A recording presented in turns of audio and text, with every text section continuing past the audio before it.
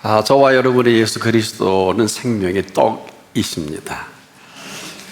이 생명의 떡을 우리에게 구체적으로 말씀해 주신 벳세다 광야이기도 합니다.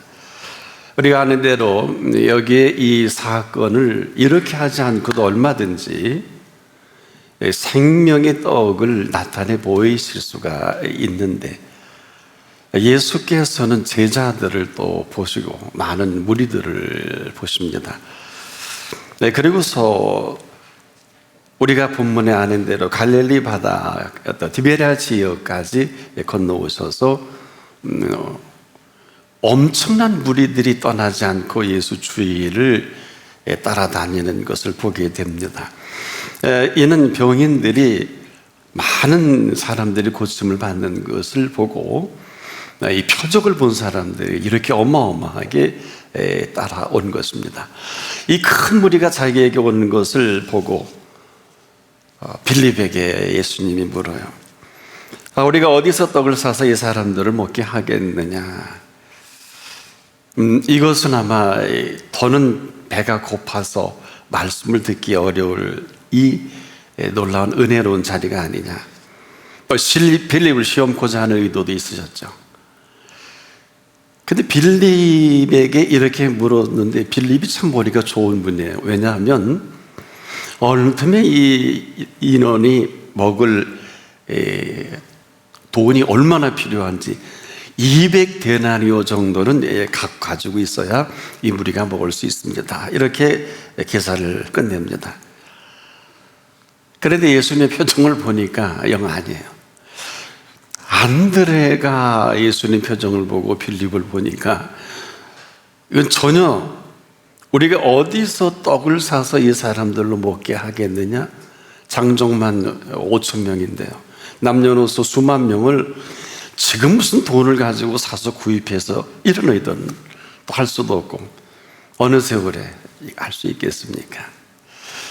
예수님의 의도를 알아차린 이 안드레가 얼른 이 상황을 살핍니다. 그리고 한 아이를 통해서 그가 가지고 있는 먹을 것 먹게 하겠느냐 이렇게 물었으니까 그것을 조심스럽게 예수님 앞에 가지고 옵니다. 그리고 어린아이의 것이니까 아마 유추하건대 많은 사람들에게 의뢰했겠죠. 그게 누가 뭐 가지고 있는 주겠습니까? 이 아이의 것을 가지고 오며 조심스럽게 예수님께 과연 이 어린아이에 먹을 수 있는 이것이 이 사람들을 또 가능하겠습니까? 근데 예수님은 답 대신 이렇게 말합니다. 이 사람들로 앉게 하라. 이 잔디에 그룹을 줘서 먹을 수 있는 자리를 준비하라는 것이죠. 이제 그 손에 보리떡 5개, 물고기 2마리, 아주 보잘것은 없죠. 자, 이것을 축사하신 후에 나눠주시는데 원대로 먹게 합니다. 아주 배불리 힘껏 마음껏 먹게 하는 이 사건인데, 자, 1년에 이 사건을 보면서 상당히 돋보이는 인물이 있어요. 바로 안드레입니다. 자, 만일 이 사건에 안드레의 수발과 어린아이의 이 도시락이 없었다면 오병이의 역사는 일어나지 않았을 것입니다. 그런데 안드레가 늘 그랬던 것처럼 예수님의 말씀이 아주 주의 깊게 살핍니다. 이 안드레의 재치에 다행히 빌립의 이 계산에 빠른 이 사람은 뒤로 빠지고 어린아이의 손에 있는 보리떡 5개와 물고기 2마리가 예수님 손에 들려지면서 예수님 마음을 아주 흡족하게 합니다. 어린아이 도시락입니다. 여러분 쉽게 가지고 오지는 않았을 거예요. 또 아이가 달랜다고 쉽게 주겠습니까? 자기도 지금 배가 고픈데. 그런데 이 안드레가 누구보다도 예수님을 가까이서 잘 알았던 안드레가 아니냐. 한마디로 예수님의 의도를 잘 파악한 제자 중에 하나가 되는 것입니다. 빌립에게 물었을 때 우리가 어디에서 떡을 사서 이 사람들로 먹게 하겠느냐라는 이 물음에 이 사겠다는 이 돈을 필요로 하면 돈을 주셨을 거예요.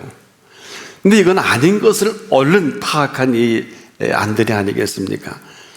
여러분, 이 어마어마한 사람들을 사서 한다는 건 불가능한 것은 이미 기정왕 사실화된 것이고, 도대체 언제 어디서 어떻게 이 많은 사람들을 먹일 수 있을까? 이 일을 이렇게 진행되기 전에 안드레가 보는 예수님은 어땠을까요?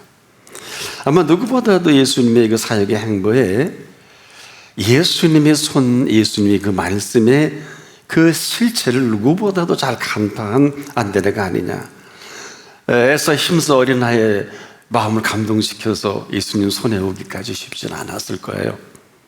그러나 오게 한 이 사실을 들어서 아주 작은 것인데 이것으로 이 많은 사람을 먹일 수 있겠습니까? 라는 이 물음에 그냥 그대로 사람들을 앉게 해서 축사하시고 한 이 사건. 자, 우리가 여기서 하나 놓쳐서는 안 될 것이, 항상 예수님이 하신 그 말씀은 그 말씀 속에 답이 있어요. 우리가 지금 잘 살펴서 또 집중해서 말씀을 듣지 않아서 그렇지, 이 사실을 누구보다도 잘 간파한 안드레가 아니냐. 자, 우리가 어디서 하나 빼먹겠습니다. 우리가 어디서 이 사람들로 먹게 하겠느냐, 이렇게 들리면 안 들어요. 우리가 어디서 떡을 사서 이 사람들로 먹게 하겠느냐, 이렇게 들은 건 빌립입니다. 자, 예수님이 항상 오늘도 마찬가지인데 저와 여러분에게 말씀하실 때는 할 수 없는 그런 말씀을 하신 일도 없고, 항상 우리에게 하신 그 말씀은 거기에 우리가 어떤 모습으로 답을 해야 할까, 답을 가지고 계십니다. 자, 지금 이 많은 사람들을 먹게 하시겠다고 하는 의도예요, 예수님의 의도를. 그러면 안드레가 배운 거는 분명히 이 근거만 제시할 수만 있다면, 이 근거만 마련해 드린다면 그 다음은 안드레의 몫이 아니라 예수님의 몫인 것을 아주 깨끗하게 정리합니다. 왜? 이 물음에 답이 있어요. 우리가 어디서 이 사람들로 먹게 하겠느냐, 제자들 보고 먹게 하라는 게 아니란 말이에요. 근데 그렇게 알아들은 빌립이기도 하고 남은 제자들은 유고문이에요. 무슨 할 말이 있을 텐데 아직 정리가 안 된 거겠죠? 예수님의 이 물음에 우리가 어디서 떡을 사서 이 사람들을 먹게 하겠느냐라는 이 물음에 그대로 아마 어렵지 않게 정리된 게 안드레가 아니냐. 이건 돈으로 해결될 문제가 아니거든요. 지금도 여러분과 저희 만나주신 예수님은 여기 한 번도 예배 없이 답을 주시는 분이십니다. 빌리 컨셉 같으면 어려워요. 또 듣고 싶은 것만 들으면 어렵습니다. 오늘 이 물음 속에 반드시 여기에 답이 있습니다. 그래서 우리가 왜 집중해야 되냐, 오직 예수여야 하느냐, 오직 그 말씀이어야 하느냐. 근데 예수님의 의도를 누구보다 정확하게 안드레는 정리한 사람입니다. 자, 이 말씀 속에 어떻게 하시겠다는 의도를 유일하게 안드레만 간파합니다. 하지만 빌립은 그 의도를 알지 못한 사람으로 본문에 기록이 됩니다. 알고 있었던 안드레, 물론 늘 예수님이 이런 상황을 연출하는 건 아닙니다. 그런데 늘 가까이서 예수님을 모시다 보면 예리하게 그분의 눈빛, 그분의 그 억양, 인토네이션, 대개 사람의 그 인격이나 괜찮은 사람들은 그 인토네이션, 억양이 다 그 인격에 담겨져 있지 않습니까? 근데 안드레는 예수님의 지금 이 순간 눈빛과 억양과 그 말씀하시는 의도를 아주 민감하게 지켜본 안드레는 빌립이 이렇게 어긋장을 놓을 때 얼른 인파 속을 헤치고 들어갑니다. 여러 사람을 찾아 시도했을 것 같아요, 제 생각에는. 근데 유일하게 아이는 순수하니까 이랬겠죠. 혹시 뭐 가진 게 없습니까? 말 통하지 않고 어쩌고 고부하고, 아이에게는 야, 네가 이 도시락이 예수님 손에 들려진다면 너는 오늘 예수님이 어떻게 일하실까를 보게 될 것이고, 내가 이전에 여차저차 이만저만 했는데 항상 예수님은 우리에게 많은 표적과 기사와 이적과 능력을 나타냈어. 너 그리고 이 손이 이 도시락이 예수님 손에 들려지기만 한다면 너는 놀라운 일을 보게 될 거야. 순수하니까 이렇게 설득하고 감동을 받고 그 손에 있는 것을 가져다 예수님 손까지 잘 심부름하는 게 아닐까. 물론 여러분 쉽지는 않았을 거예요. 여러분, 어린아이에 있는 도시락을 뺏어온다는 게 분명히 감동받을 만하고 이성적으로 정리가 돼야 되지. 또 이것은 안드레 믿음이지 않겠어. 확신이거든요. 왜? 그냥 애를 뺏어다가 예수님께 드리라는 게 아니란 말이에요. 이미 예수님이 우리가 어디서 떡을 사서 이 사람들을 먹게 하겠느냐라는 이 주제 속에는 작년만 5천 명이면 수만 명을 먹이는 이 일을 당신께서 하시겠다는데 아무도 알아차지 못했습니다만은 안드레는 안 거예요. 그래서 아마 이 설명을 했을 거예요. 아야, 예수님이 대단한 일을 행하실 거야. 너 한번 지켜봐. 왜? 그는 지금까지 예수님을 모시면서 이러저러한 일들을 많은 것을 본 사람입니다. 자, 우리가 여기서 하나 기억해야 될 것은 가나의 혼인잔치의 사건을 안드레는 잘 기억을 합니다. 가나의 혼인잔치는 물로 포도주를 만든 사건이 아니에요. 우리가 항상 남을 가르칠 때라든지 교학교 선생님들 조심해야 될 것은 가나의 혼인잔치는 물로 포도주를 만드는 사건에 집중하면 이거는 오히려 설교 안 하는 게 낫고 안 가르치는 게 나아요. 왜냐? 요한복음의 7대 표적 중에 제일 먼저 이 표적이라 그러거든요. 기적이라 그러지 않고, 이 표적은 물로 포도주를 만든 게 아니라 거부했잖아요. 예수님이 안 하신다 그래. 근데 어머니가 예수님을 난감하게 만들었어요. 무슨 말씀을 하시든지 그대로 하라는 것도 아니고 아라는 것도 아니고. 근데 예수님 얼마나 긴장하셨을 것 같아요. 무슨 말씀을 하시든지 그대로 하시고 싶으셔서 오신 거거든요. 우리를 만나 주신 거예요. 말씀은 오늘도 살아있고 운동력이 있습니다. 좌우에 날선 어떤 것보다 예리합니다. 근데 예수님 물러설 수 없죠. 거두절미하고 거기서 이제 6 항아리에 물을 갖다 부어라. 말을 안 들어요. 맨날 하인들 그 소리를 듣고 함께 예수님이 너무 비장하니까 그들이 억지로 갖다 붓지요. 도랑하래 6에. 아무 말 안 했어요. 제자들이 보고 긴장했을 겁니다. 낑낑 항아리에 물을 다 부은 후에 느닷없이 떠다가 연회당에 갖다 주라. 또 놀랐을 거예요. 근데 여러분, 이 사건에 우리가 놓쳐서는 안 될 부분이 있죠. 성경은 이렇게 기록을 하고 있죠. 물 떠온 하인들만 알더라.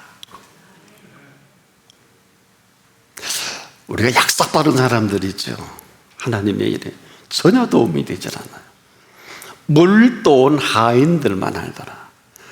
그러니까 이 사건을 나중에 다들 알고 깜짝 놀란 사건이 바로 가나의 혼인잔치의 첫 번째 표적이라는 말이에요. 이 사건을 안드레가 어떻게 정리를 했겠어요?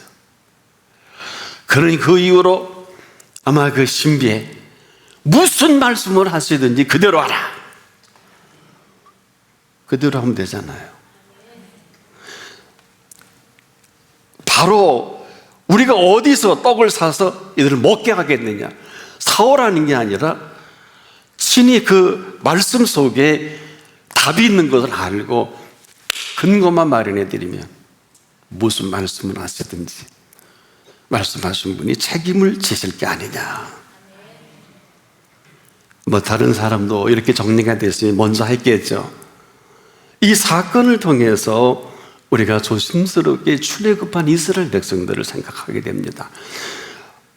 광야에서 이제 애굽을 나온 이스라엘 백성들이 생명의 떡을 먹고 40년간 생명을 유지합니다. 만납니다. 모세를 통해 매일 장정만 60만 명, 남녀노소 합하면 수백만 명이 되겠죠. 헤브리데이 매일 생명의 양식을 위로부터 허락하신 것입니다. 그런데 이 양식이 가나안에 도착하자마자 끊어집니다. 그리고 그 하나님이 친히 약속해 주신 그 약속의 땅, 그 다음 세대 여호수아와 갈렙과 함께 그 땅에 이르러서 농사를 지어 첫 번째 보리절기에 그 농사를 지은 첫 이삭이죠. 이것을 그들만 먹게 한 게 아니라 반드시 이 첫 결실을 너희가 정해서 감사의 절기로, 그리고 감사의 예물로 이 절기를 지키라 하는 게 맥주절이에요. 자, 전에는 애굽에서 농사 지었어요. 종이잖아요. 광야에서 농사를 지을 필요가 없습니다.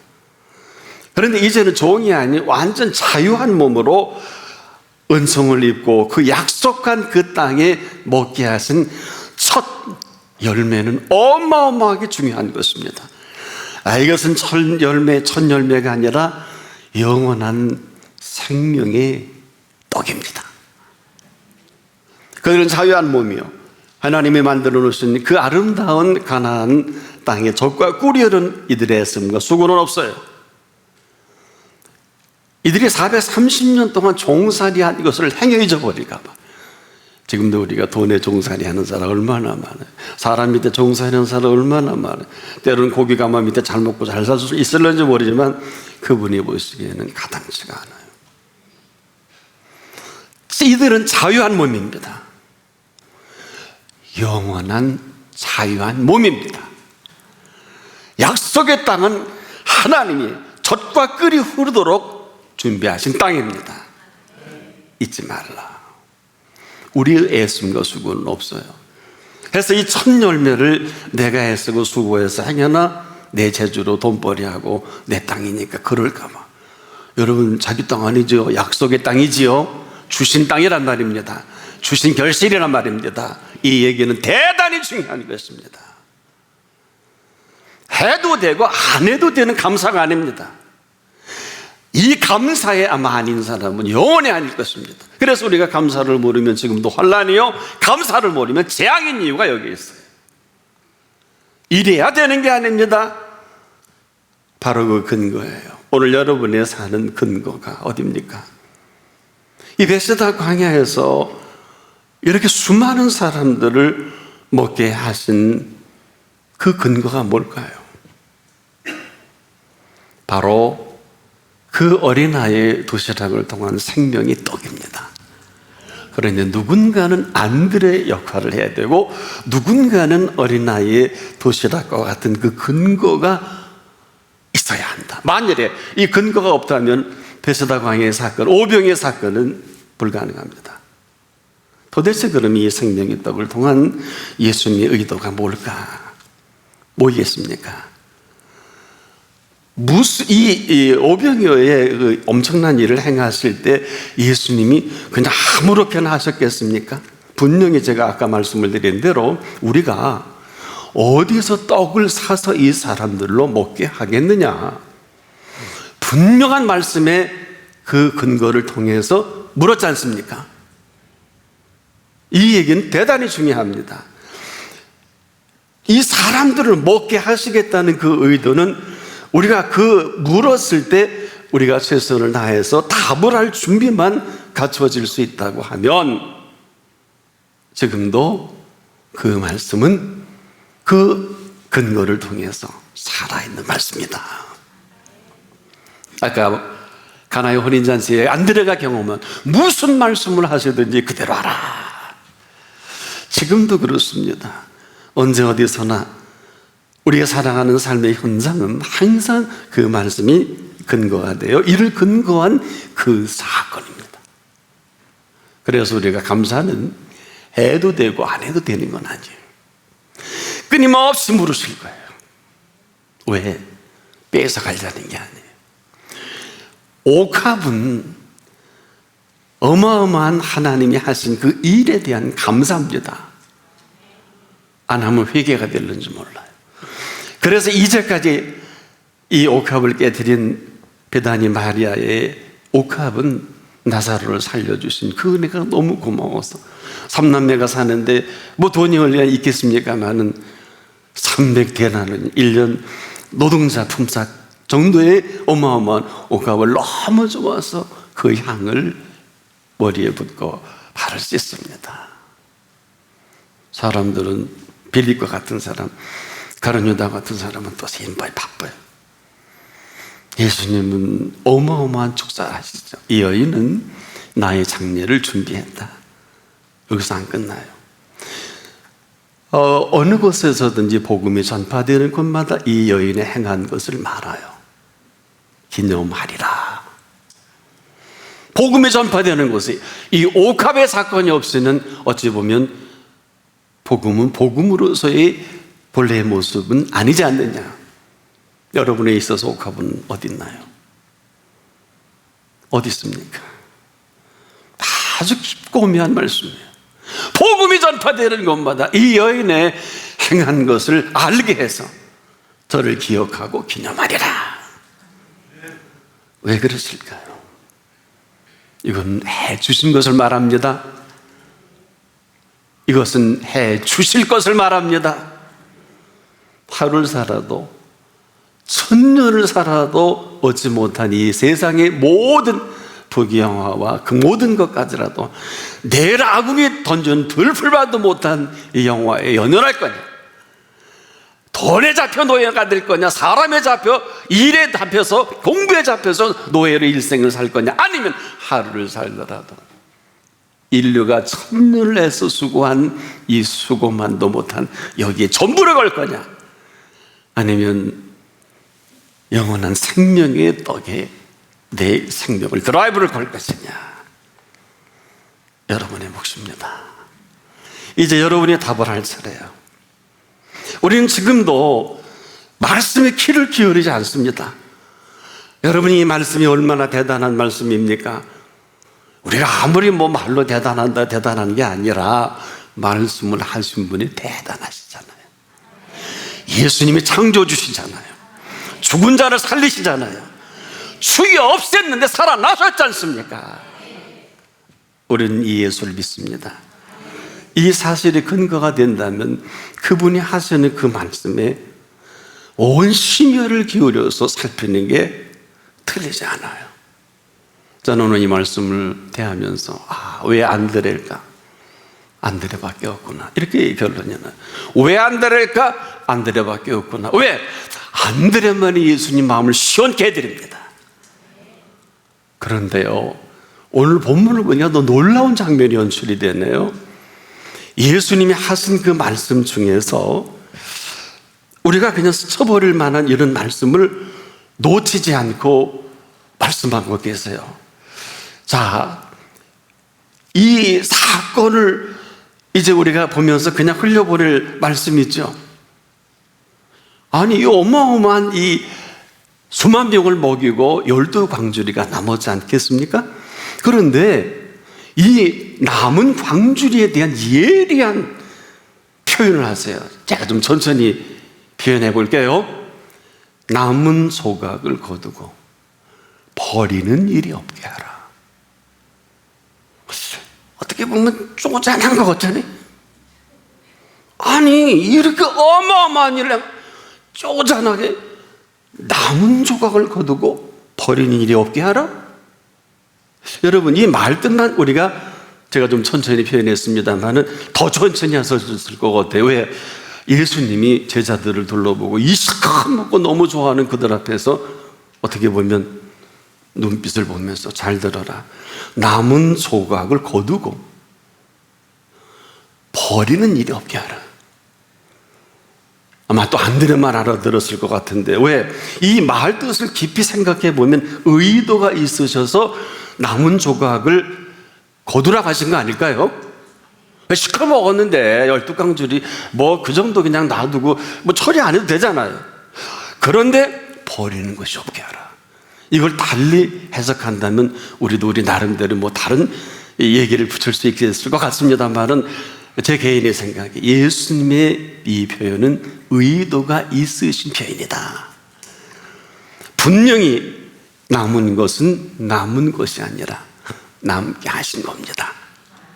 그러니까 보세요. 남은 조각을 거두고 버리는 일이 없게 하라 그랬지. 왜? 당신이 남게 하셨으니까. 의도가 있지요. 그래서 말씀을 잘 들으라는 거예요. 여기에 위대한 놀라운 진리가 있기 때문에 그렇습니다. 분명히 남은 것은 남은 것이 아니라 남게 하신 그분이 그 의도 있는 이 일을 행하시기 위해서는 남은 조각을 말씀하셨고 버리는 것이 없게 하라. 왜 그러셨을까요? 제 개인의 생각입니다. 틀림없이 어린아이를 생각하셨고 안드레의 명분을 생각하셨을 거예요. 안드레를 잘 알잖아요. 아까 제가 말씀을 드린 대로 그 아이를 꼬셔서 그 손에 있는 걸 뺏어오려면은 감동을 줄 만해야 되잖아요. 내놔. 안 줄 거예요. 아마 울렸을 거예요. 아야, 넌 참 오늘 복되다. 오늘 예수님이 너를 통해서 영광을 받으시고 아마 이 어마어마한 일을 나타내 줄 건데 너 한번 이 도시락을 예수님께 손에 한번 들려보지 않게 하고 아마 야, 내가 말이다 가나에 혼인잔치 있을 때 너 그러더라고. 뭐 예수님의 기사와 이적과 표적을 한참 설명하는. 어린아이는 순수하니까 입이 저 벌어지면서 그래요? 그럼 갖다 드리세요. 제 생각이에요. 인격적으로 그 아이에 있는 이 손에 들려진 이 어마어마한 사건을 그 아이가 보고 일평생을 생명의 떡을 먹는 그 아이뿐 아니라 12강주리를 안드레를 시켰어. 안드레야, 이건 네가 관리해. 그리고 제일 먼저 어린아이를 챙겨줘 가라. 그리고 그 부모님께 갖다 드려라. 이 사건을 모두 얘기하거라. 얼마나 은혜가 돼요. 이 아이는 평생도록 생명의 떡을 먹고 천국 갔을 거예요. 이 생명의 떡의 비하인드 스토리를 안드레가 사력 있게 그 식구들을 일가 친척이 다 얘기했을 것 같아요. 당신에 따른 해아래 가장 복된 사람이요, 앞으로 수천 년 동안 인류 역사 끝날 때까지 이 생명의 떡이 얘기될 것이고 장차 2000년 후에 오너 목사가 또 설교할 것입니다. 그랬을지도 몰라. 이건 내 생각이야. 나 하고 있잖아. 아마 천국에서 이 아이가 보면 야, 설교 잘한다. 어쩌면 그렇게 기가 막히게 나를 칭찬할까? 그렇지 않을까요? 전 설교할 때마다요, 역사 인물을 만날 때 생각하면 너무너무 기뻐요. 아마 그 아이가 너무 이렇게 설교하는 목사님을 뭐 들어볼 수도 있겠습니다만은, 그리고 이 사건을 통해 그의 일가친족 부모들이 얼마나 기뻤을까요? 그래 임마, 내가 광해 너 잘 보냈어. 너 오늘 학교 간다고 그랬지. 근데 거기 가보라 그랬잖아. 너 예수님 그러셔서 야 먼저 그나마 그 일을 구하라고. 너 이 12강주리의 생명의 떡은 수많은 사람들의 생명을 살려내는 이게 생명의 떡이 아니었을까? 그 근거는 뭘까요? 바로 안드레와 이 어린아이를 주목해야 할 이유입니다. 반드시 그 근거가 있어야 합니다. 이 근거는 지금도 마태 17장 20절에 보니까 너희가 만일 믿음이 한 겨자씨만큼만 있으면 이 산을 명하여 여기서 저기로 옮기라 하여도 옮길 것이요 너희가 못할 것이 없느니라. 이게 믿음의 근거입니다. 이 근거는 저와 여러분의 몫이 아니에요. 예수님의 몫입니다. 그리고 그 다음을 보게 하시는 근거입니다. 오늘 안드레와 이 어린아이를 집중해야 할 이유이기도 합니다. 기도하겠습니다.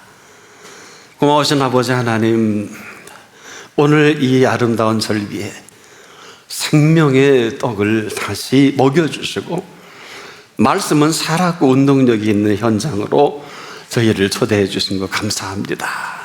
모두가 생명의 떡을 넉넉히, 그리고 양으로 생명을 얻되 더 풍성한 생애가 펼쳐지게 하소서.